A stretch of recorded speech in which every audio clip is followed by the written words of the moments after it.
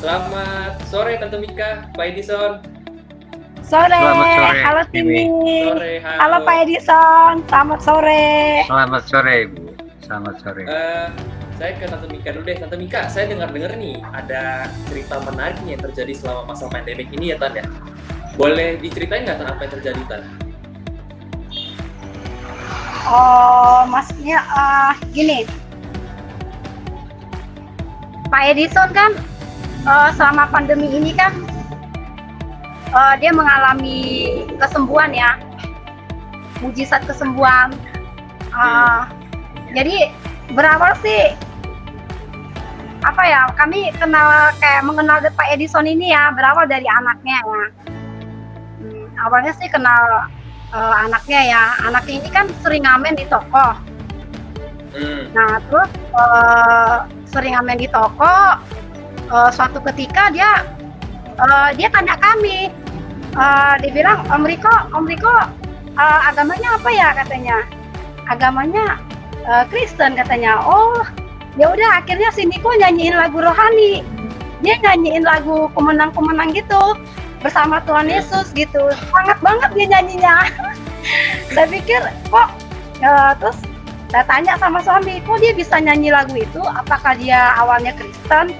Apa bagaimana gitu kan? Kenapa dia bisa nyanyi itu? Pasti dia pernah sekolah minggu. Saya bilang gitu kan. Iya, ini ada rasa hati ini, ada rasa dorong gitu, ada rasa bertanya gitu kan. Jadi akhirnya suami nanya ke Niko, kok bisa nyanyi lagu sekolah minggu katanya kan? Dulu saya pernah ikut sekolah minggu katanya gitu. Pernah ikut sekolah minggu.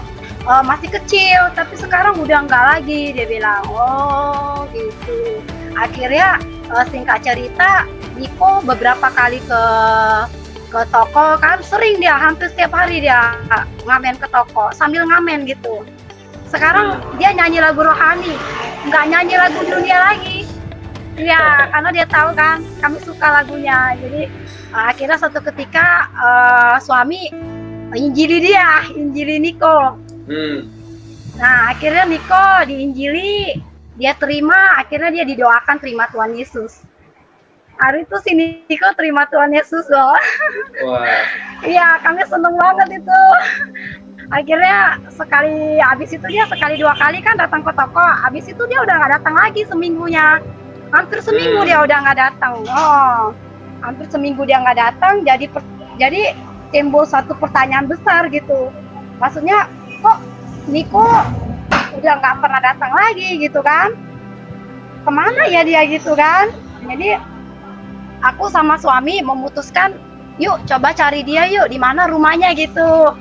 Maksudnya kok dia udah nggak kelihatan, udah seminggu, udah hampir seminggu lah dia nggak kelihatan. Yaudah, akhirnya aku sama suami memutuskan mau ke rumahnya Niko, mau cari dia gitu kan. Ternyata hari-hari itu kami nggak jadi ke sana, nggak jadi ke rumahnya Niko. Sehari dua hari nggak jadi lagi, gagal lagi. Hari Senin, Selasa, Rabu gitu nggak jadi lagi, gagal lagi ke sana. Terus Rabu, Kamis, Jumat gagal lagi tuh. Mau ke rumah, memang sih waktu kami bergumul mau ke rumah Pak Niko ini, memang sih waktu kami doa itu memang Tuhan sudah ada rasa Tuhan mendorong kami untuk pergi gitu. Memang ada dorongan yang kuat. Ya, suami juga merasakan hal yang sama gitu. Sepertinya nih kita harus ke sana, dia bilang. Saya bilang sama suami, ini udah berapa hari kita nggak ke sana kan. Jadi Jumat malamnya kita doa. Itu benar-benar kayak Roh Kudus tuh dorong apa ya? Ada sesuatu yang mendorong kami dari hati tuh, ada dorongan gitu untuk kami pergi gitu kan. Jangan sampai nggak pergi lagi gitu.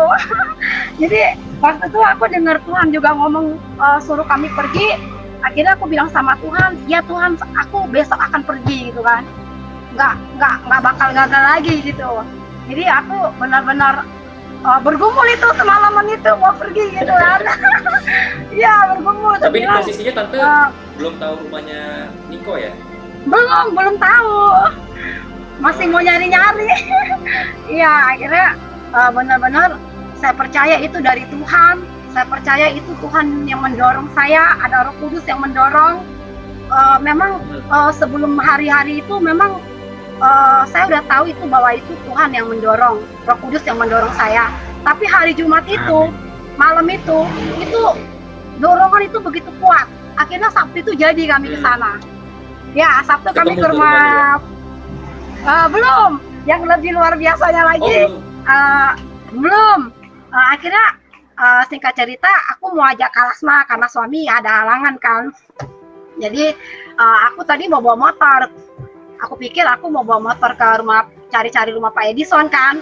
Nah akhirnya singkat cerita aku pikir aku kan trauma bawa motor ke jalan raya besar gini kan.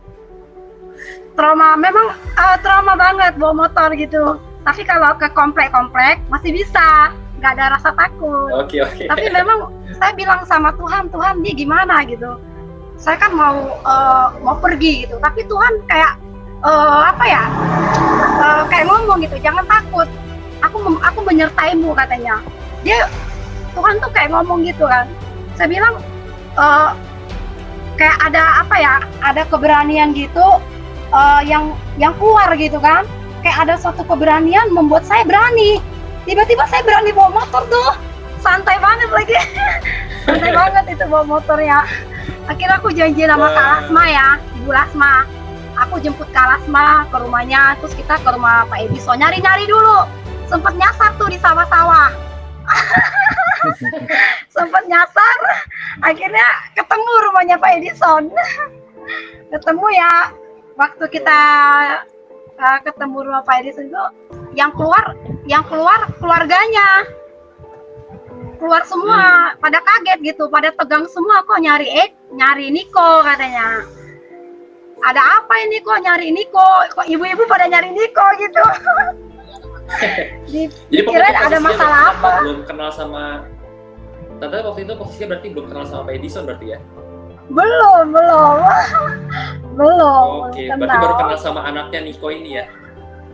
Iya, baru kenal Niko. Ya, tadinya sih kita cuma lihat kabarnya Niko aja, gimana kabarnya, kondisinya gitu kan. Kenapa dia kok udah seminggu nggak datang gitu. Kita kangen juga lagu rohaninya. Gitu sih. Akhirnya ketemulah Pak Edison kan. Kita dipersilakan masuk tuh ke rumahnya. Saya tanya ada apa gitu kan. Udah pada kayak shock gitu. Ada apa gitu, maksudnya kok nyari Niko gitu. Mungkin Pak Edison bisa cerita lah gimana ceritanya tuh waktu kami datang. Saya kerja di Palembang tahun 2007 juga. Saya sakit lagi diabetes di situ. Masuk rumah sakit lagi di situ. Sampai 2010 saya kena serangan jantung. Kena serangan jantung pertama, dari situ saya udah gak turun-turun dari tempat tidur. Tiap tahun saya tetap berdoa. 31 Desember tutup tahun itu, mulai dari 2007 sampai Ibu Milka datang 2019 kemarin, ya artinya 2019 saya berdoa, 2020 doa saya didengarkan. Jadi tiap hari saya sudah putus asa. Saya berdoa, Tuhan, saya mau kembali kepadamu. Saya ingin bergereja lagi. Saya ingin dekat padamu. Tiap tahun saya berdoa terus, Karena nggak ada dorongan dari keluarga, nggak ada sama sekali. Justru dorongan dari keluarga itu justru KTP saya juga Muslim sekarang. Nah, sesudah itu saya berdoa terakhir tahun 2019 itu. Saya udah nggak kuat lagi sebenarnya, udah nggak turun lagi dari tempat tidur. Saya berdoa, Tuhan, saya nggak mau mati di sini. Saya mati dalam gelap begini, saya nggak mau. Saya ingin bergereja lagi. Kapan perlu, kalaupun Tuhan panggil, salib di atas kuburan saya. Sampai begitu. Kira-kira bulan Februari apa Maret datang Ibu Milka ke rumah. Ibu Milka datang ke rumah. Saya kaget, saya keluar, saya ada apa, mau nanya Niko. Dia lagi ngobrol sama istri saya, Bu Mika. Saya bilang apalagi kelakuan si Niko ini. Karena beberapa hari yang lalu beberapa hari sebelumnya kami ganti gas orang. Dia ngambil gas, tabung gas dibuang. Nah, dibuang di mana gitu. Bukan kriminal, bukan. Tapi memang orang juga ngelihat dibuang di sana Pak, tapi udah ada orang yang ngambil. Jadi saya ngobrol, Bu Milka datang. Oh saya begini. Saya langsung jawab, wah saya mau bergereja sebenarnya. Spontan. Enggak bisa apa? Saya bilang ini benar-benar doa saya didengarkan. Apa? Nah, jadi disitulah saya bilang saya mulai bergereja. Saya ikut ke New Life Anugerah Kebenaran itu baru 2 kali. Nah saya didoakan padahal saya kalau turun dari tempat tidur menjepit dada saya ini, menjepit bener dada saya. Saya ke rumah sakit, di rumah sakit itu kan udah nggak bisa lagi pasang ring, nggak bisa. Saya mau bypass nggak bisa juga karena pembuluh darah saya kecil, jadi cuman minum obat aja katanya. Akhirnya saya saya berdoa terus, dan saya juga cari Pastor Andi Simon. Saya ikut minta didoakan. Tanpa sadar saya ingat tanggal 2 Mei kemarin. Tiba-tiba saya nggak ada rasa sakit lagi. Tidak ada rasa. Biasanya saya kalau keluar kamar mandi, saya mandi itu sakit tuh bukan main. Sakit bener. Aduh, saya bilang nggak kuat lagi saya. Sampai saya bilang mendingan saya udah nggak ada lah. Tapi ya puji Tuhan, sekarang sakit penyakit saya itu sudah boleh dibilang sudah sembuh. Walaupun orang bilang sakit jantung itu tidak bisa sembuh, sakit diabetes tidak bisa sembuh, tapi ya kuasa Tuhan lah, kuasa Yesus yang saya terima sekarang ini. Nggak ada merasa apa sama sekali saya. Saat disitulah saya bersaksi, termasuk istri saya heran. Istri saya juga heran. Kok bisa? Biasanya saya selalu mengeluh terus. Tapi sekarang puji Tuhan saya bilang, saya sudah boleh dibilang disembuhkan. Dan yang disembuhkan itu bukan hanya penyakit saya saja. Jiwa saya pun disembuhkan. Dalam arti saya bisa ikut bergereja lagi. Itulah saya kadang-kadang terus terang terharu saya bahwa Tuhan Yesus itu sayang sama saya. Saya ditarik dia kembali, ditarik Yesus lagi, saya nggak bisa saya di situ. Puji Tuhan, saya bilang kalau saya sekarang saya ikhlas, kalaupun saya dipanggil Tuhan, saya sudah siap. Nah, kenapa? Karena saya bilang karena saya sudah diselamatkan kembali. Saya sudah lama hilang. Tahun 90-an itu udah boleh dibilang saya datang ke gereja. Makanya sekarang keluarga saya juga semua kan pada muslim semua. Nah, cuman saya hanya bisa berdoa, mungkin ada kuasa dari Yesus bisa juga menarik kembali. Entah apa jalannya, tapi saya yakin salah satu pun, mungkin anak saya atau siapapun, ada yang balik kembali. Cuma itulah kesaksian saya. Itu kesaksian saya. Boleh. Waktu itu Pak Edison waktu ke gereja kami pertama kali ke gereja, dia kesaksian tuh pulang dari gereja. Dia bilang, Bu Mika, kok saya nggak merasakan sesak ya waktu di gereja itu, katanya. Pak Edison kesaksian di mobil itu waktu pulang. Kami bilang, wow, saya nggak merasakan sakit pun, saya nggak merasakan sesak sedikit pun, katanya. Jadi sukacita sekali, dia bilang. Waktu pertama kali masuk ke gereja itu ya, dia bilang sukacita sekali. Saya lihat luar biasa itu, benar-benar kuasa Tuhan gitu, pekerjaan Tuhan. Memang, ya. Wow. Terus, di sini saya tambahkan sedikit. 2 kali ya. Ya. Oke, saya tambahkan sedikit. Waktu saya tumpang tangan, waktu didoakan di gereja. Ya. Nah, sesudah saya pulang kan saya masih belum tahu masih pengen sembuh. Memang perasaan waktu itu sudah sukacita itu sudah ada. Itu saya sekarang dapatkan sukacita itu. Saya nggak ngerti sukacita daripada Tuhan itu udah saya terima sekarang. Nah, dalam itu saya cari doa dari Pastor Andi Simon itu. Saya bilang bukan dari New Life Anugerah Kebenaran atau bukan dari Pastor Andi Simon saya disembuhkan, tapi dari Tuhan Yesus yang menyembuhkan melalui New Life Anugerah Kebenaran melalui Pastor Andi Simon. Itulah saya kesaksian saya. Sekarang saya sudah bisa, boleh dibilang sudah bisa macul. Saya kalau ke sebelah itu kan saya nanam pohon gitu, saya macul. Istri saya aja marah-marah. Nah, nanti nyesek lagi gitu. Tapi ya puji Tuhan sampai sekarang nggak artinya Sehat ya, Tuhan Pak? masih melindungi saya, masih sehat saya. Wah, Iya. sehat. Wow. Luar biasa. Tante Mika katanya, saya dengar juga katanya Pak Edison juga katanya haus banget pengen sel terus sih ya Tante ya.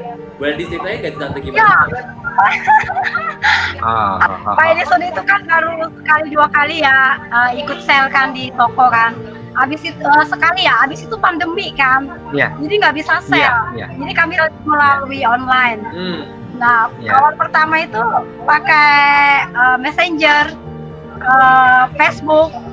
Nah, ternyata banyak halangan, jaringan lah ya kan. Iya. Ternyata Pak Edison ini setiap hari menunggu, Bu, kapan kita sel? Bu, kapan selnya? Dia udah tiap hari menunggu gitu, semangat gitu. Jadi kayak kita juga terbakar, terbawa. Jadi semangat. Saya lihat Pak Edison tiap hari bertanya, katanya, ini hari Minggu mau gereja, linknya udah saya kirimin. Pasti saya udah di grup perintis itu udah saya kirim link. Pak Edison langsung duluan yang jawab. Saya oke Bu, udah siap Bu, gitu. Langsung responnya cepat. Langsung responnya cepat, dia haus banget. Ya tiap hari nunggu sel. Bu, kapan kalau nggak selnya katanya gitu. Kayak biasanya kami ikutin jadwal gereja dulu. Kalau jadwal gerejanya di mana yang kosong, kami baru di situ sel. Jadi soalnya waktunya berubah-berubah. Jadi Pak Edison ini haus banget sama sel gitu kan. Bener-bener bertanya terus gitu. Haus lah, orangnya haus sekali. Jadi kami juga terbakar. Terbakar ya. Iya. Iya, maksudnya udah masuk usia gini semangatnya luar biasa ya. Banyak bertanya gitu. Iya.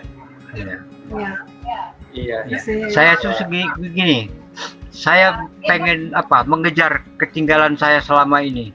Ibu Mika, Ibu Meli, Meli itu benar-benar walaupun usia masih muda dari saya itu benar-benar menjadi guru bagi saya. Kenapa? Saya tuh benar-benar gak bisa lepas dari firman Tuhan. Sekarang saya ikut di YouTube juga kan ada itu, saya ikutin terus. Karena saya tahu saya udah terlambat. Udah pengen saya mendekatkan diri lagi sama Tuhan. Iya. Itulah kesaksian. Wow. Luar biasa ya. Iya. Itu pulang dari rumah Pak Edison ya. Ya, aku pulang dari rumah Pak Edison itu aku baru mengerti, baru melihat gitu. Ketika saya pergi melangkah, disitulah saya melihat kuasa Tuhan bekerja. Saya baru mengerti ini gitu. Ketika Tuhan menyuruh saya ke satu tempat, ketika saya lakukan itu, disitulah Tuhan itu bekerja. Yang tadinya saya nggak bisa takut bawa motor, itu Tuhan berikan saya keberanian. Tadinya saya bingung mau ngomong apa, itu kayak terus tuntun saya ngomong apa ke Pak Edison, harus ngomong apa, itu kayak diberikan hikmat gitu. Itu saya bingung awalnya, saya sempat telepon Cemeli saya harus ngomong dari mana, saya bilang memang pergumulan sekali saya datang ke rumah itu. Iya, itu tapi ya saya waktu saya lakukan itu sukacita banget. Pulang dari situ saya sukacita banget. Sukacitanya nggak bisa dibeli dengan uang ya. Aduh, begitu bahagianya gitu, senang sekali. Karena yang memimpin Wow. ibu ke rumah saya itu Rohul Kudus, Bu. Rohul Kudus yang memimpin ibu itu. Amin. Dan itu doa saya juga. Amin. Doa saya juga. Saya yakin itu doa saya yang yang dijawab. Karena tiap akhir tahun itu saya tutup pintu, saya berdoa sendiri. Saya pengen bergereja lagi, Tuhan. Pengen saya sembuhkan apa saya. Nah, itu semua didengarkan. Jadi saya bilang bukan kesembuhan jasmani saya aja sekarang ini. Bukan kesembuhan sakit penyakit saya, tapi jiwa saya juga diselamatkan kembali. Jiwa saya diangkat lagi sama Yesus. Itu yang sukacita yang paling besar sama saya sekarang. Itulah apa saya. Wow, luar biasa. Oke, saya rasa cukup kali ya. Baik. Oke, thank you Tante Mika. Thank you Pak Edison. Ya. Ya. Ya, Terima kasih. Bakar Terima sekali kasih. nih ya. Ya, Oke. Iya. Ya. Oke. Dadah. Oke. thank you Pak Edison. Semangat Ya, terus dalam Tuhan Yo. Pak Edison juga. Ya, sehat terus Pak Edison. Amin, ya. Juga. Yo. Oke, ya, thank sampai you, jumpa. Timmy, thank you. Oke. Bye-bye. Bye.